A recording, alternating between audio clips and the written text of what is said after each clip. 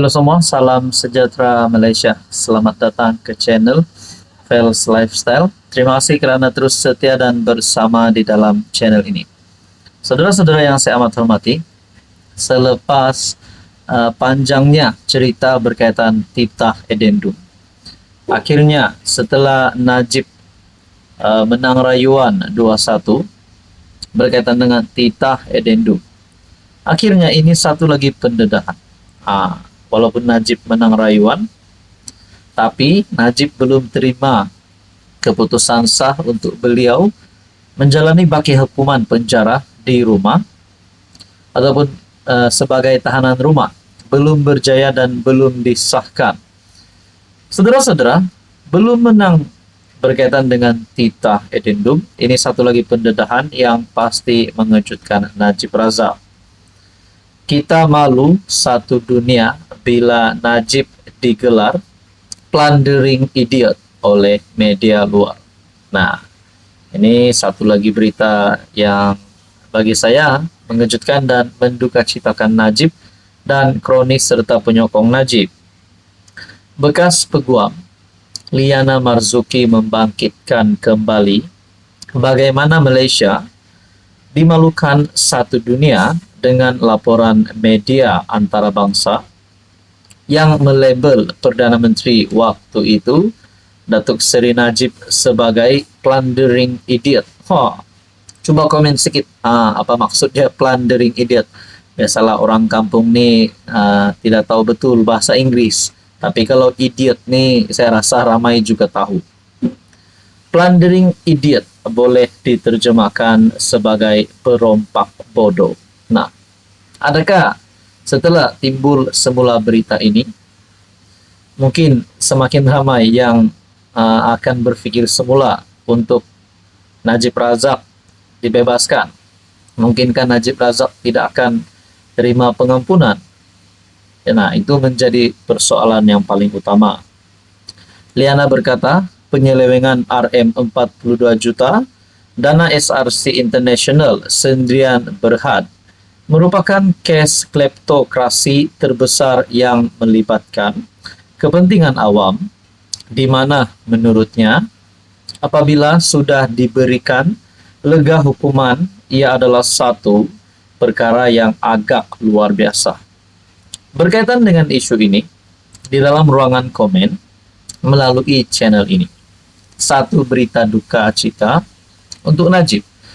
Mungkin kepada yang bukan penyokong Najib dan yang mahu berkata menegakkan keadilan supaya siapapun juga yang sudah didapati bersalah berkaitan dengan rasuah tidak boleh dibebaskan, melainkan menghabiskan hukuman.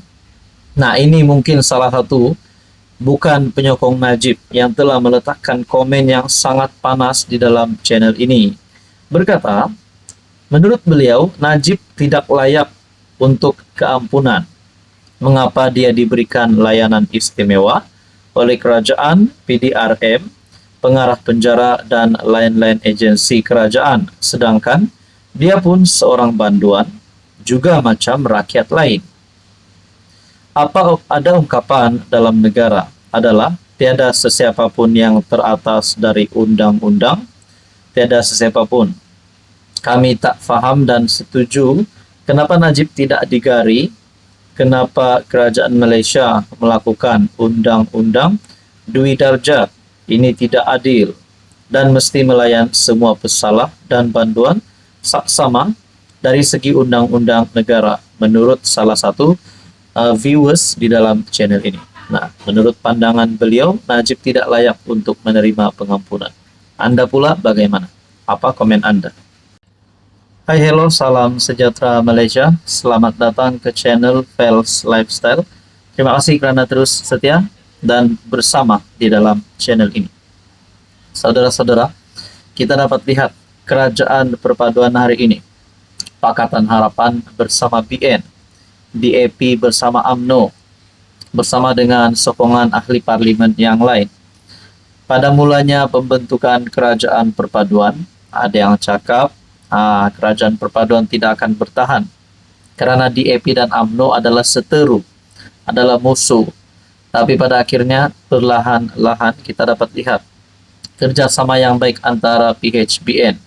Namun saudara-saudara, akhirnya kebelakangan ini ada beberapa kepimpinan daripada DAP dan UMNO yang saling berbalas komen ataupun sedang bertelaga di media sosial.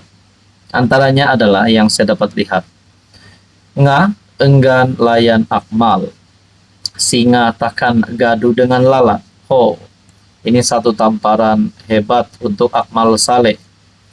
Menteri Pembangunan Kerajaan Tempatan Nga Korming memaklumkan bahwa dia tidak berminat untuk melayan maupun bergaduh dengan Ketua Pemuda UMNO, Dr. Muhammad Akmal Saleh.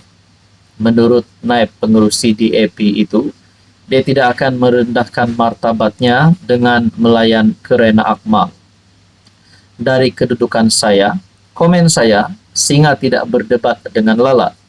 Dia tidak setaraf, jadi kami tidak akan gaduh, kata Nga yang dipetik dalam wawancara eksklusif dengan China Press ketika melawat ibu pejabat akbar itu di Petaling Jaya untuk mengucapkan selamat tahun baru Cina. Sebelum ini Akmal menyekolahkan Nga berhubung isu sandwich ham yang dijual di Kekemat di kampus Universiti Malaya UM dengan menggunakan logo halal yang tidak sah.